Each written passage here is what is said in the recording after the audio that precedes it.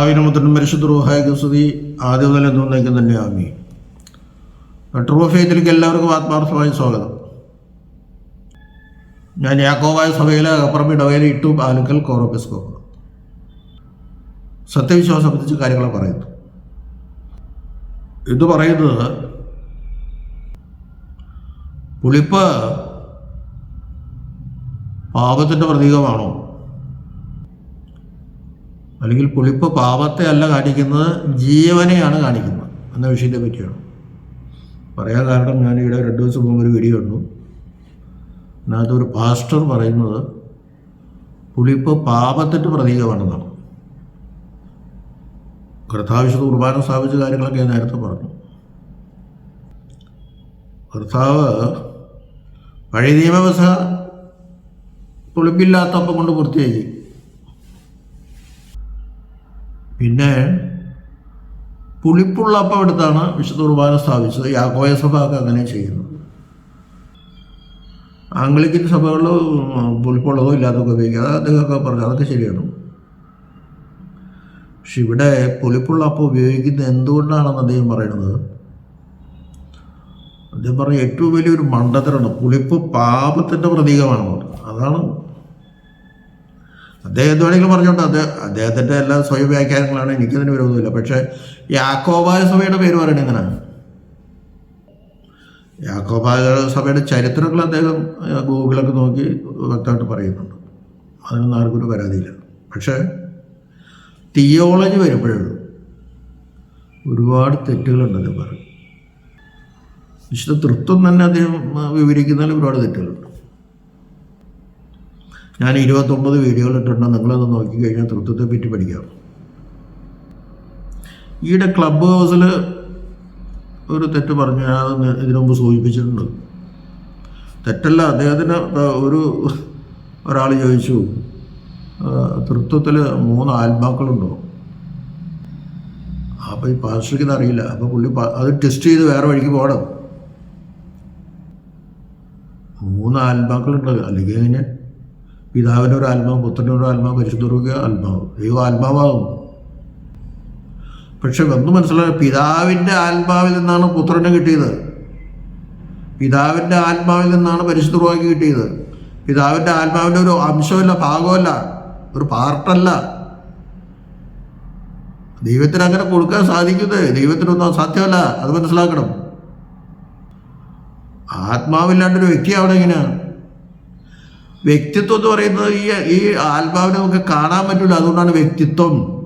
അതാണ് ശരിയെന്ന് പറഞ്ഞത്. 3 വ്യക്തിത്വങ്ങളുണ്ട് തൃത്വത്തിൽ. പിതാവിൻ്റെ വ്യക്തിത്വം, പുത്രൻ്റെ വ്യക്തിത്വം, പരിശുദ്ധ റൂഹായുടെ വ്യക്തിത്വം.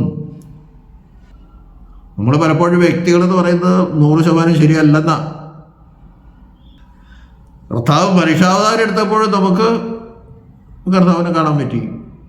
അതിനും കാണാൻ പറ്റിയിട്ടുള്ളൂ, വചനമല്ലേ, വചനം ആത്മാവല്ലേ. അപ്പോൾ ആത്മാക്കൾ 3 ഉണ്ട്, 3 ദൈവമില്ല.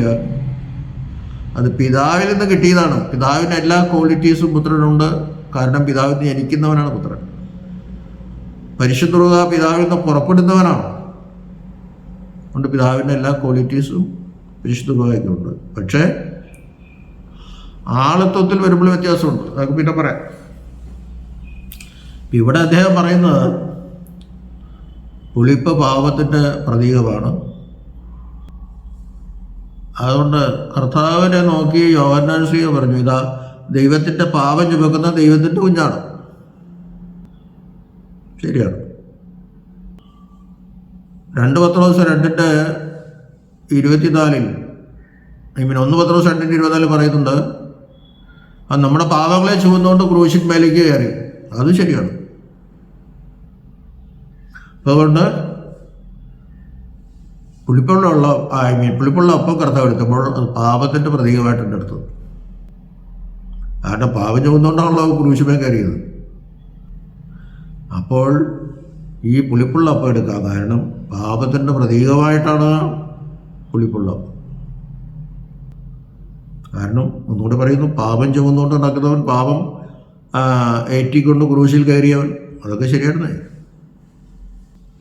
പക്ഷെ നമ്മൾ ഭക്ഷിക്കുന്ന വിശുദ്ധ കുർബാന അല്ലെങ്കിൽ അപ്പം ഏതാണെന്ന് അറിയണം. ഞാൻ ഇതിനു മുമ്പ് ഒരു വീഡിയോയിൽ അത് സൂചിപ്പിച്ചു. അത് കാണാത്തവരുണ്ടെങ്കിൽ അത് മനസ്സിലാക്കണമല്ലോ. കർത്താവിൻ്റെ സ്വാഭാവിക ശരീരമല്ല നമ്മൾ ഭക്ഷിക്കുന്നത്. ഇനി സ്വാഭാവിക ശരീരം ഭക്ഷിച്ചാലും അതിനോട് തുല്യമായിട്ട് വേറൊരു ശരീരമില്ല. ഇതോ ദൈവവും മനുഷ്യനുമായവൻ, ദൈവത്വവും മനുഷ്യത്വവും യോജിച്ച ഒരു മനുഷ്യൻ വേറെ ഇല്ല. അപ്പോൾ ദൈവവും യോജിച്ച ആ ശരീരം ഭക്ഷിച്ചാലും കുഴപ്പമൊന്നുമില്ല. പക്ഷേ നമ്മളങ്ങനെയല്ല ഭക്ഷിക്കുന്നത്. ഉയർത്തെഴുന്നേറ്റ ശരീരമാണ് നമ്മൾ ഭക്ഷിക്കുന്നത്. തേജസ്കരിക്കപ്പെട്ട ഉയർത്ത ശരീരം, അത് ഡെഡ് ബോഡി ആവില്ല. ക്രൂശിലെ രക്തം അത് തന്നെയാണ്. അതിന് മഹത്വീകരണം കിട്ടത്തില്ല. കാരണം കർത്താവ് ഉയർത്തെഴുന്നേറ്റ് പോയപ്പോൾ രക്തം കൊണ്ട് പോയിട്ടില്ല. രക്തത്തിന് പകരം ആ ആണിപ്പാടുകൾ മാത്രമേ ഉള്ളൂ അവിടെ. പക്ഷേ ദൈവമനുഷ്യൻ്റെ രക്തമായതുകൊണ്ട് നമുക്കത് ഭക്ഷിച്ചാൽ ജീവൻ കിട്ടും. പാനം ചെയ്താൽ ഇതെൻ്റെ ശരീരം, ഇതെൻ്റെ രക്തം, പാപമോചനത്തിനായുള്ള രക്തം. പ്രത്യേകം എടുത്തു പറയണം അവിടെ.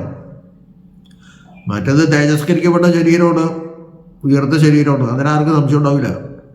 ഇപ്പം ഇവിടെ മത്തായി 26:28 വ്യക്തമായിട്ട് പറയുന്നുണ്ട്, നിങ്ങൾക്ക് പാപമോചനത്തിനായി ചൊരിയപ്പെടുന്ന പുതിയ ഉടമ്പടിയുടെ രക്തം. വളരെ വ്യക്തമായിട്ട് പറയുന്നുണ്ട്. അപ്പോൾ നമ്മൾ ഭക്ഷിക്കുന്നത് ഉയർപ്പിക്കപ്പെട്ട ശരീരവുമാണ്. അത് പാപത്തിൻ്റെ പ്രതീകമല്ല. പാപമൊക്കെ പോയി, കുരിശിൽ വെച്ച് പോയി. അതൊക്കെ തേജസ്കരിക്കപ്പെട്ട ശരീരമാണ് നാം ഭക്ഷിക്കുന്നത്. അതുകൊണ്ട് കുടിപ്പ് പാപത്തിൻ്റെ പ്രതീകമല്ല, ജീവൻ്റെ പ്രതീകമാണ്. നമ്മൾ മനസ്സിലാക്കണം. ഇനി അതിനെപ്പറ്റി തന്നെ ഒരു വേദവാക്യം പറയാം. മത്തായി 13:33. അവൻ മറ്റൊരു ഉപമ അവരോട് പറഞ്ഞു, സ്വർഗരാജ്യം പുളിച്ച മാവിനോട് സദൃശം. അതൊരു സ്ത്രീ എടുത്ത് 3 പറ മാവിൽ എല്ലാം പുളിച്ചു വരുവോളം അടക്കി വെച്ചു. ഇതൊക്കെയും യേശു പുരുഷാരത്തോട് ഉപമകളായി പറഞ്ഞു. സ്വർഗരാജ്യം പുളിച്ച മാവിനോട് സദൃശം. പുളിപ്പ് പാവമാണെങ്കിൽ കർത്താവ് അങ്ങനെ പറയോ? അത് ഒരു സ്ത്രീ എടുത്ത് 3 പറ മാവിൽ എല്ലാം പുളിക്കുവോളം അടക്കി വെച്ചു. പുളിക്കുവോളം അടക്കി വെച്ചു. ഒരു ദിവസം കൊണ്ട് പുളിക്കില്ല. ചിലപ്പോൾ ഇത്തിരി സമയം എടുക്കും, ചിലത് വേഗം പുളിക്കും. അതാണ് പുളിക്കുവോളം അടച്ചു വെച്ചു. പുളിക്കണം. സ്വർഗരാജ്യം പുളിച്ച മാവിനോട് സദൃശം. പുളിക്കാത്ത മാവല്ല. വേറെ ഉദാഹരണങ്ങൾ ഞാൻ ഒരെണ്ണം മാത്രമേ എടുക്കുന്നുള്ളൂ. അപ്പോൾ നമ്മൾ ഇങ്ങനെയുള്ള വീഡിയോകൾ കണ്ട് പുളിപ്പ് പാവത്തിൻ്റെ പ്രതീകമാണെന്നൊക്കെ പറഞ്ഞ് നടക്കരുത്. അങ്ങനെ പറയുകയും ചെയ്യരുത്. അങ്ങനെ ഒരു വിശ്വാസി പറയുന്നത് ഞാൻ കേട്ടു. ഇപ്പോഴൊന്നും അല്ല കേട്ടോ, കുറച്ച്. അപ്പം ഇതെന്തങ്ങനെ പറയുന്നത് എനിക്ക് മനസ്സിലായില്ല. ഇപ്പോഴാണ് മനസ്സിലായത്. ഈ വീഡിയോ കണ്ടിട്ടാണ് ആ വിശ്വാസി അങ്ങനെ പറഞ്ഞത്. പുളിപ്പ് ജീവൻ്റെ പ്രതീകമാണ്. അത് നമ്മൾ പ്രത്യേകം ശ്രദ്ധിക്കണം. ഒരിക്കലും പാപത്തിൻ്റെ പ്രതീകമല്ല. നാം ഭക്ഷിക്കുന്നത് പാപം നിറഞ്ഞ കർത്താവിൻ്റെ ശരീരമല്ല. ആ ശരീരം ക്രൂശിക്കപ്പെട്ടപ്പോൾ പാപം അതോടുകൂടി പോയി. ആ ശരീരം പിന്നെ ഉയർത്തെഴുന്നേറ്റു. തേജസ്കരിക്കപ്പെട്ട് ഉയർത്തെഴുന്നേറ്റു. വെറുതെ ഉയർക്കല്ല. തേജസ്കരണം നമുക്ക് കിട്ടും. അവസാനമാണ്. രണ്ടാമത്തെ വരവിൽ നമ്മൾ ഉയർക്കപ്പോൾ കിട്ടും. അത് എന്തുമാത്രം കിട്ടുമെന്ന് നമുക്കറിയില്ല. അപ്പോൾ തേജസ്കരിക്കപ്പെട്ട് ജീവൻ നൽകാൻ കഴിവുള്ള ശരീരമാണ് നമ്മൾ വിശുദ്ധ കുർബാനയായി അനുഭവിക്കുന്നത്. ഭക്ഷിക്കുന്ന പറയല്ല, അനുഭവിക്കുന്നതെന്ന് തന്നെ പറയണം. കർത്താവ് രക്തം എടുത്തിട്ട് പറഞ്ഞു, ഇത് പാപമോചനത്തിനായുള്ള എൻ്റെ പുതിയ ഉടമ്പടിയുടെ രക്തം എന്ന് കർത്താവ് പറഞ്ഞു. നമ്മൾ അതങ്ങനെ പൂർണ്ണമായിട്ട് വിശ്വസിക്കാണ്. അത് ദൈവമനുഷ്യൻ്റെ രക്തമാണ്. അത് നമുക്ക് ഭക്ഷിക്കുമ്പോൾ ജീവൻ കിട്ടുമെന്ന് കർത്താവല്ല പറയാം. പിന്നെ നമ്മളതിനെ സംശയിക്കണം. പാപമോചനം കിട്ടുമെന്ന് കർത്താവ് പറയണം. എന്നാൽ ശരീരം എടുത്തിട്ട് നിങ്ങൾക്ക് പാപമോചനം കിട്ടുമെന്ന് പറയല്ല. കാരണം അത് കിട്ടും. കാരണം ഉയർപ്പൻ്റെ ശരീരം ഭക്ഷിക്കണമെന്ന്. പക്ഷെ ഇവിടെ പാപമോചനത്തിൻ്റെ ആയിട്ട് വ്യക്തമായിട്ട് പറയണം. കാരണം രക്തം കൊണ്ട് ഞാൻ മുകളിലേക്ക് പോകില്ല. നിങ്ങൾക്ക് പോകാൻ പറ്റില്ല രക്തം കൊണ്ട്. കാരണം ശരീരം തേജസ്കരിക്കപ്പെടുമ്പോൾ എല്ലാം തേജസ്കരിക്കപ്പെടുകയാണ്. അപ്പോൾ ഒരർത്ഥത്തിൽ നമുക്ക് ആ ക്രൂശിലെ രക്തവും തേജസ്കരിക്കപ്പെട്ടു എന്ന് പറയാം ഒരർത്ഥത്തിൽ. കാരണം ശരീരം തേജസ്കരിക്കപ്പെടുമ്പോൾ എല്ലാം തേജസ്കരിക്കപ്പെട്ട അവസ്ഥയാണ്. ഈ രക്തവും ശരീരവും വേർപെടുക എന്നുണ്ടെങ്കിൽ മരണത്തെയാണ് സൂചിപ്പിക്കുന്നത്. പെസഹ ഒരു മരണമാണെന്നാണ് പിതാക്കന്മാർ പറയാം.